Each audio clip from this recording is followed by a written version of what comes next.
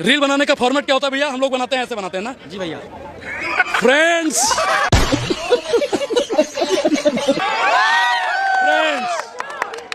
मेरी माँ को जंतर मंतर से गाली दी गई। 24 घंटा गाली दोगे, 24 घंटा निकम्मापन दिखाओगे। आपका सांसद रमेश बिधूड़ी एक मुस्लिम सांसद को भर भर झोला गाली दिया। ये बड़ी अच्छी बात कही आप। तब मोदी जी ने मर्यादा नहीं सिखाई। तब मोदी जी ने मर्यादा नहीं सिखाई। कांग्रेस की विधवा देखे हैं, 50 करोड़ की गर्लफ्रेंड देखे हैं, जर्सी गाय और बछड़ा देखे हैं। राहुल गांधी ने कभी मोदी जी को बोला? राहुल गांधी ने कभी मोदी जी को बोला? नहीं। हाय, राशन और भाषण से काम नहीं चलेगा। देखिए, चूहेदानी में फंस के क्यों मरता है? क्योंकि चूहे को लगता है अंदर मुफ्त की रोटी मिल रही है। बात तो सही है। हमारे देश के युवाओं को 5 किलो राशन खिलाया, पेट भर भर के भाषण दिया, भाइयों बहनों मित्रों। अरे ये क्या हो गया? गोबर मूत्र से भक्तों का इलाज करने वाले अनिरुद्धाचार्य अपना इलाज शिकागो में करा रहे हैं। कुछ समझे दया? हाँ सर।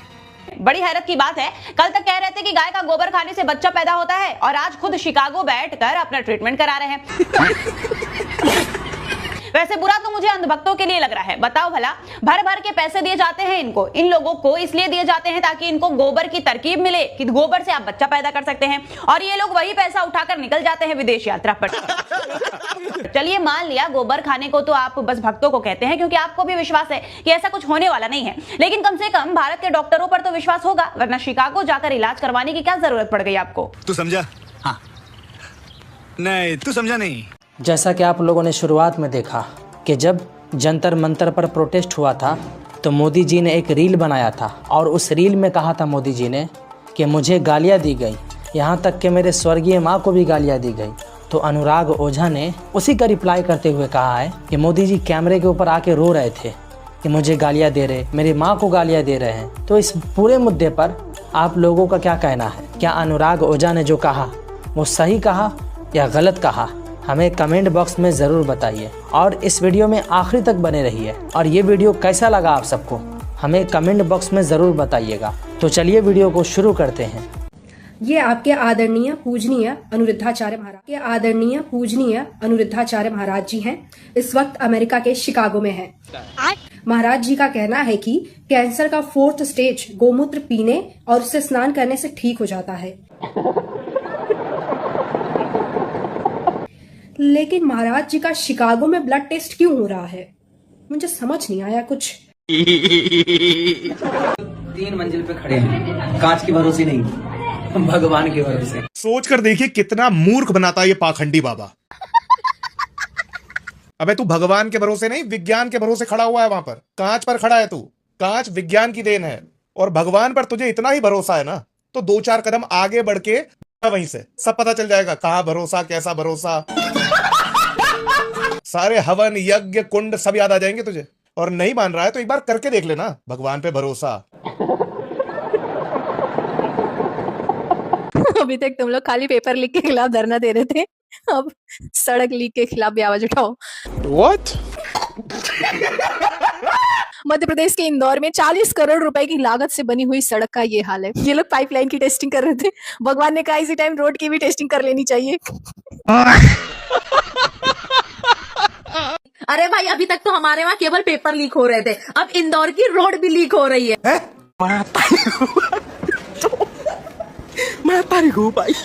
भाई 40 करोड़ की लागत की रोड लीक हो रही है और गडकरी साहब क्या कहते हैं? 24N के बाद हिंदुस्तान का रोड इंफ्रास्ट्रक्चर अमेरिका के बराबर। निकल यहाँ से, निकल।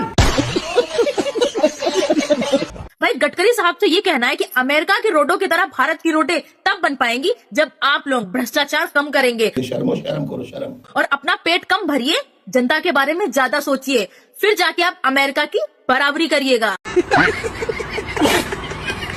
थाईलैंड से चलकर आ गए हमारे बीच नेता है और इनसे बात करते क्योंकि इस देश में जो बहुत बड़ी पार्टी है उसके ही नेता है। कैसे हैं sir? Yeah, I'm very fine. That's a lot of problem in this year. क्या क्या नाम हो सर? पहले बताएं मतलब सबको। वीर बहादुर छक्का। छक्का लग भी रहा छक्के जैसा। तो मतलब छक्का समाज चाहते हैं। हाँ, तो यहाँ आपकी जो पार्टी इतनी बड़ी दुनिया की पार्टी कर वहाँ भी मतलब थाईलैंड में पार्टी बनाए आप लोग? देखिए थाईलैंड में मैं इस पार्टी को जो है ना मतलब विश्व स्तरीय पार्टी करना चाह रहा हूँ, अच्छा, तो अच्छा। इस पार्टी को मैं वहाँ पर प्रमोट कर रहा हूँ थाईलैंड में। अच्छा, हमको सिखा दिया है। मतलब विश्व गुरु तो बन गए हैं, मतलब विश्व स्तरीय। हाँ विश्व स्तरीय मैं ले जाना चाहता तो बिहार आके कैसा लगा सर आपको? हूँ। अभी तो बिहार बहुत अच्छा हो गया। पहले आप देखते करते थे कि चारा घोटाला हुआ है यहाँ पर, अच्छा। तो यहाँ पर जो जंगल राज हुआ, मतलब बिहार में इतना घोटाला हुआ किया गया है सरकार जी, ना, जी। कि हम क्या करें। कांग्रेस को देख लीजिए, कांग्रेस बहुत लूटी है वहाँ। अरे चंदा चोरी कौन किया? मंदिर का पैसा कांग्रेस चुराया, और कौन चुराया? वोट चोरी कांग्रेस किया। तो देखिए ये चोर वाली पार्टी है। अच्छा। बट मैं चाहता हूँ करप्शन को हटाना चाहता हूँ। मैं थाईलैंड का नेता हूँ। हाँ। आज भी रशियन का दाम वहाँ पे 6000 ही है। अच्छा। 7000 में आप मजा मारने जाइएगा हाँ। तो फिर करप्शन होने नहीं देंगे। तो साला बहुत नीच आदमी रहे। तो मतलब ऐसे भी आपकी पार्टी तो सब छक्के ही है, जो काम नहीं करा तो सब लोग छक्के ही मानते हैं। आपकी पार्टी तो कुछ काम करती नहीं। चंदा चोरी मतलब ये कांग्रेस किया है? कांग्रेस की है। वोट चोरी कांग्रेस किया है? कांग्रेस की है। अरे तो बिहार के एक नेता है, 300 का डस्टबिन मिलता है, 15,000 में खरीदा गया, 300 करोड़ का चोरी किया गया, वो आपके नेता की है डस्टबिन चोरी। क्या कहना चाहेंगे? कोटेश्वराय शिव कोटेश्वराय। साले का खोपड़ी तोड़ साले का। हर हर नामो हर हर महादेव। मतलब- चलिए चलते थाईलैंड। छक्का साला छक्का समाज। दिमाग नक्सल पार्टी बन गई, को फाउंडर 56 इंच। ये भगवान, अभी 15 अगस्त को तो बोला था दिमाग नक्सल, अभी बहस ही चल रही है कि दिमाग नक्सल होता क्या, दिमाग नक्सल किसको बोला गया। भाई पार्टी भी बन गई, उसके 500 के फॉलोवर भी हो गए। यहाँ हम लोग कंटेंट ढूंढ रहे हैं, क्या बताएं जनता को, क्या इन्फॉर्म करें, तो भी लोग फॉलो नहीं कर रहे हैं। मोदी जी ने सही एक शब्द बोल दिया, दिमाग नक्सल, और कोई बहुत ही बड़ा बुद्धिजीवी था, उसने पार्टी बना ली। भाई अभी कॉकरोच जनता पार्टी से तो ये लोग निपट ही नहीं पा रहे, उबर ही नहीं पा रहे हैं। सड़कों पर प्रोटेस्ट ही होता जा रहा है। जनता जाग चुकी है, जागरूक हो चुकी है, जन अल्फा तक सड़क पे आ चुके हैं। धर्मेंद्र प्रधान का इस्तीफा भी हो चुका है। झारखंड में भी अभी बवाल मचा हुआ था। अब किसकी बारी है?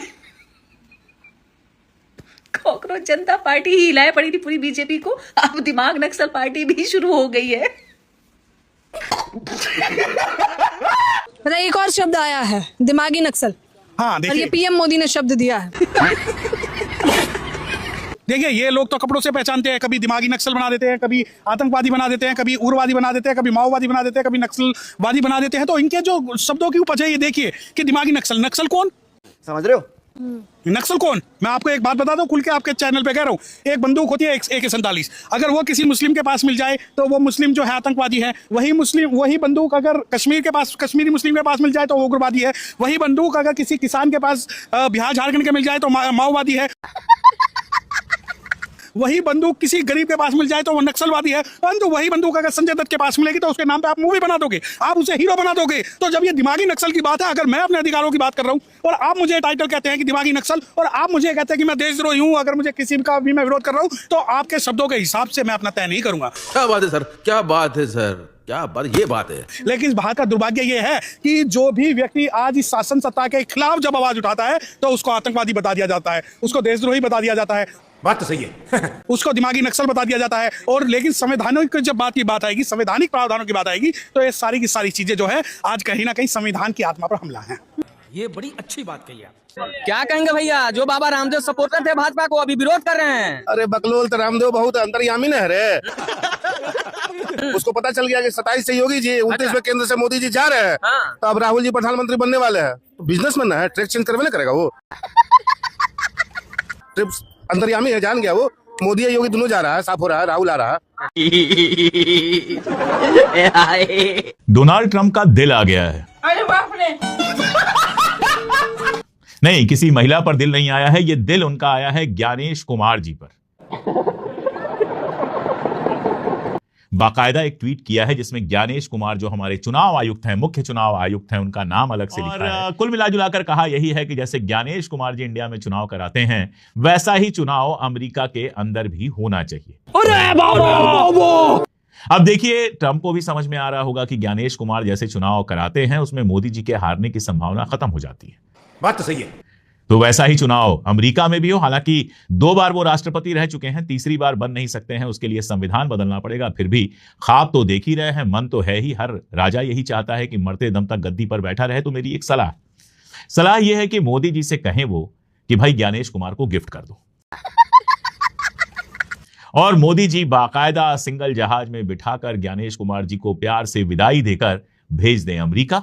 चाहे तो एक आध लोगों को और गिफ्ट में ले जाएं जो इलेक्शन में मैनेजमेंट उनके लिए बहुत अच्छे से कर सकें। कभी जीवन में भाजपा नहीं आएगी यूपी में। क्या बात कर रहे हैं? इन्होंने बंगाल में बेईमानी की ना, बिहार में यूपी है। इन्होंने पुतले अखिलेश के जलाए थे कितने, आप बताइए। जीवन में कभी भाजपा नहीं आएगी, भाजपा की सरकार तो यूपी में, यूपी की बात कर रहे हैं। ये बंगाल बिहार नहीं है, ये यूपी है। और यूपी की जनता माननीय श्री अखिलेश यादव को अपना भगवान मानती है। और इस कन्हैया के पीछे अपनी जान भी देने को तैयार खड़ी है। बिजली का करंट लगने से गाय की मौत हो गई, लेकिन बैल बुद्धियों ने लाठी डंडा उठाया और ट्रांसफार्मर को पीटना शुरू कर दिया और कहा कि इसी ट्रांसफार्मर की गलती से गौ माता मरी है, इसलिए हम इस ट्रांसफार्मर को मारेंगे, और लाठी डंडों से बरसात कर दी।